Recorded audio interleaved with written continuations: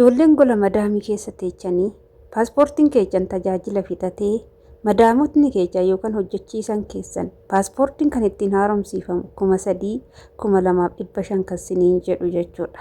Amma deebii isaa guutumaan guututti isinii fidee dhufeera.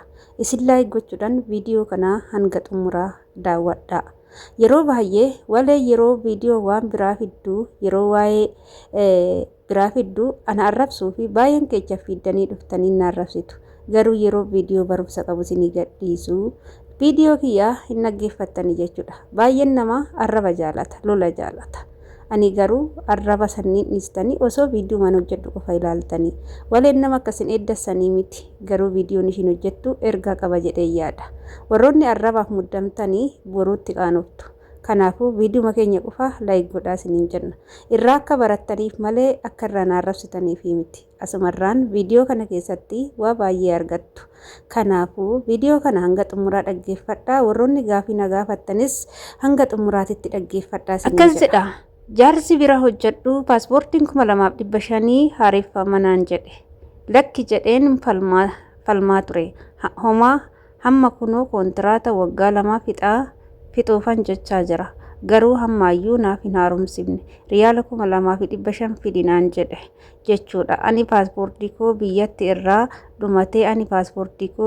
irraa dhumatee biyya kana waggaa tokko qofa naaf hojjete. Paaspoortiin koo hamma wanta falmadhullee dhabeen jira. Itti himadhee na dhaga'uu hin dandeenye. Hiqaamaa mataasaallee naaf hin baafne. Yeroo jalqabaa dhufee meedikaala bichaa na galchanii malee hiqaamaa naaf hin hojjechiisne hamma har'aatti. Egaa hordoftoota kiyyaa viidiyoon kana fakkaataa gaafiin kana fakkaataa asumarraan obboleettii koo gaafii keessi deebisuu dhabuu kootiif dhiifama guddaan si gaafadha jechuudha. Itti aansuudhaan paaspoortii haareffachuu fi jaraa miti kan paaspoortii siif haaromsu jechuudha. Qaxxituma jaraanii imbaasii nageessaa jettaani dirqamati imbaasii deemtu malee jarri paaspoortii si haaromsiisuu hin danda'an. Sababiin isaa ati farramtu malee paaspoortii si haaromuu hin danda'u. Atillee isaa wajjin deemtee yeroo paaspoortii kee gaafattu gatiin paaspoortii meeqa akka ta'e ofuma keetiifuu jara gaafatta. Imbaasii keessatti kan afaan barbaaddeen dubbatta. Feetu afaan Arabaa, feetu afaan Oromoo, feetu afaan Amaariffaa jechuudha. Imbaasii jechuun biiroo ittiin dhufte don taane imbaasii guddaa isa Itoophiyaa dhaabbate jechuudha. Imbaasii guddicha Saa'ud Arabiyaa keessa jiru biyya kanatti iddoo lamattan beekaa akkuma yeroo darbe isinii hime Jiddaa fi Riyaadittan beekaa jechuudha. Ani Riyaadidha kan haaromsiifadhillee Riyaadii keessatti. Paaspoortii haaromsiifachuuf suuraa gurdii 2 sin barbaada akkuma isiniin jedhe jechuudha. Saniin boodatti riyaala 600 haaromsama jechuudha. Birrii biyya kanaa malee riyaala 2,500 kan jedhu tasallee hin jiru. Garuu risiitiin na biratti dhufee 1,200 jira. 600 maaliif akkatti dabalan naaf hin galle anattis gaafii uumee jira. Kanaafuu jechuudha obboleewwan keenya baay'een immoo waa'ee hiqaamaa kan dhiphattantu jira. Hiqaamaa kontiraata hojjetta taanan yeroo baay'ee hojjechiisota keessan hiqaamaa yoo gaafattanii isaanus shakku jechuudha. Isaan bira jirta taanan isaan harka jirta taananii ati wanni beekuu qabdu jarri hiqaamaa akkasii hojjechiisan beeke. Maaliif jennaani gaafa dhuftee akka dhufteen meedikaala yoo si kaasan jechuudha. Namoonni tokko tokko akkuma dhufteen barisaasan meedikaala si geechu. Tokko tokko immoo baatii 3 boodatti meedikaala si geechu. Meedikaala si geechan jechuun immoo hiqaamaa siniif hojjechiisan jechuudha. Hiqaamaa sinii hojjechiisanii harkatti odoonni fi eegale kontiraata jiraatte taanan hiqaamaan harkatti siif hin kennamu, harkatti siif hin kennanii jechuudha. Kana gaafa biyya galtullee qaraamayyoo kan lakkaa'u ta'e isaantu qaxxaama malee ati qaxxaamuu tokkollee hin qabdu. Maaliif jennaan isaantu tiikeettii sii muree biyyatti galta. Gizee biiroodhaa si fudhatan sanii farramanii biiroodhaa si fudhatan waan ta'eef isaantu itti gaafatama jechuudha. Gaafa ati guyyaan galmaataa kee ga'ee tiikeettii kee isaantu si muraa isaantu itti gaafatama jechuudha.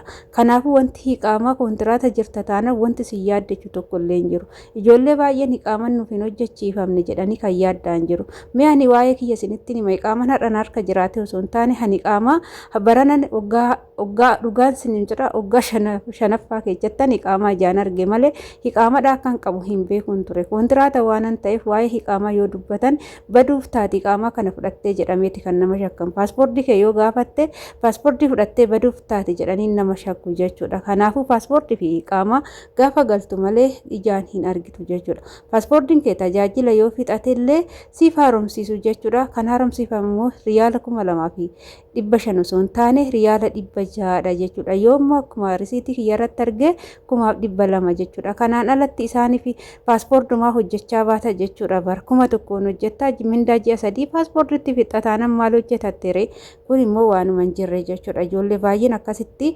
attaalalamaa jirtu waan ta'eef gizee ammaatitti arabdoonni xafashte iyyoomteerti akka duriitii miti jechuudha. Maallaqa keechan sirriitti qabaadha. Paaspoortii haaromsiisuuf immoo akkuma isiniin jedhetti ofii keechanii imbaasii deemtu waan ta'eef imbaasii isin geessanii paaspoortii keecha farramtanii ishaaraa kennitan malee paaspoortiin haaromuu hin danda'u waan ta'eef ishaaraa erga kennitanii paaspoortiin keecha isin haaromee deebi'a waan ta'eef isinillee isaa wajjin imbaasii deemtu gizee achi geechaan rakkoolee mana keessan jirullee achitti himachuu ni dandeessu kan isaan biratti dubbachuu hin dandeenye jechuudha. Rakkina mindaallee sin gaafatu jechuudha. Wantoota garaagaraa sirriitti nama gaafatu imbaasii guddichi jechuudha. Kana fakkaata hordoftoota kiyyaa gaafii keetiif obboleettii koo deebisii ta'e jedhee tanan yaada.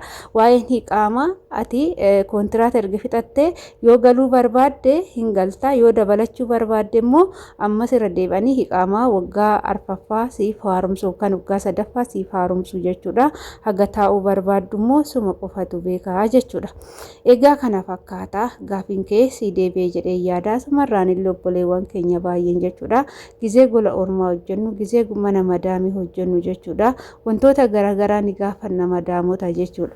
Yeroo gaafannu inni tokkoffaan iddoon kun maal jedhama, iddoo nama nuti jirru kun maal jedhama, maqaan naannoo kanaa maal jedhama jennee yeroo gaafannu jarri shakkii guddaa keessa seenu. Maaliif jennaani iddoo kana yoo barte iddoo kana maaliif nu gaafatte sababiin maqaa iddoo kanaa nu gaafatteef maalidha baduuf taati lookeeshinii erguuf taati jedhanii gaafii guddaa itti uuma jechuudha. Wantoonni akkana yoo sin mudatee jiraate ana na mudatee jira ana akkanumatti naannoo isaa baruu barbaadeen gizee tokko jechuudha madaamii tokko gaafadhe yeroo san biiroodhaan hojjedha jenna kanuma maal ta'u iddoo kana na gaafatta jettee nama dhibbatti dawwaltee bootaa shaqqaalan iddoo kana na gaafattee baduuf taate bitti harabna jette dhugaa sinin jedha afaan arabiffaatiin inna baduuf taati kanaafi akkana na gaafatte maaliyyoodha jette warra biirootti dawwalte hoottanarraa fudhadhaa baduuf taati iddoo kana na gaafatte jette warra biirootti na himte jechuudha.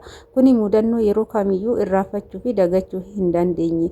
Yeroo tokko daffarree yookaan immoo isaan ija keenya dhiibne yoo waan tokko isaan gaafannu waan baduuf karoorsine isaan isuma yaadu. Yeroo ammaa sanuu sarraatanyonni baay'inaan mana madaamiin taa'anii ni badu waan ta'eef yeroo waan baay'ee baay'inaan gaafatanii ishakku jechuudha.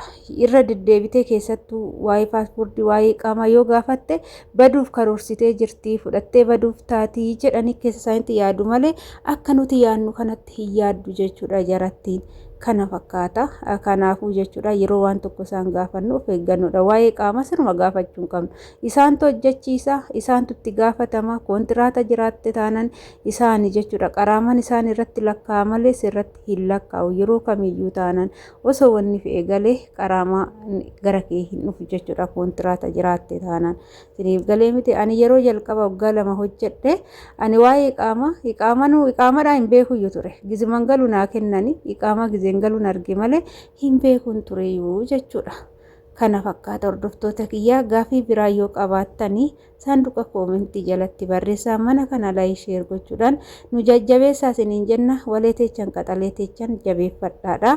Manni kuni waa baay'eedhaaf keessattuu shamarran biyya Arabaa biyya galanii kuufaniif waleen ofiishiitiif arrafamtee nama guddisuudhaaf illee ni barbaaddi. Isin viidiyoo kana laayik godhaa warroonni na arrabsitan illee laayikuma godhaa.